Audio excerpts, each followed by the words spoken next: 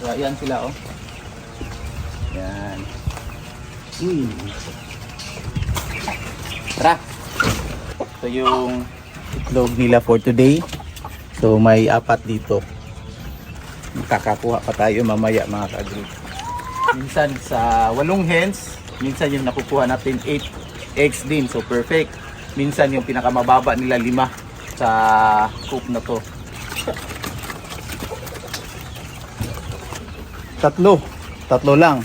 Kasi alas 9 pa ng umaga ngayon na. So minsan yung iba nangingitlog, tanghali, minsan nakakakuha pa rin kami kahit hapon na po mga ka-agri. Mayroong isa dito sa coop, isa dito, 3. So kahapon mga ka-agri, 29 yung na-harvest nila ni Walito kahapon. May isang hen lang po na hindi nangitlog. So almost perfect sila kahapon. Meron ding araw na perfect talaga, 30 talaga yung makukuha natin sa isang buong araw.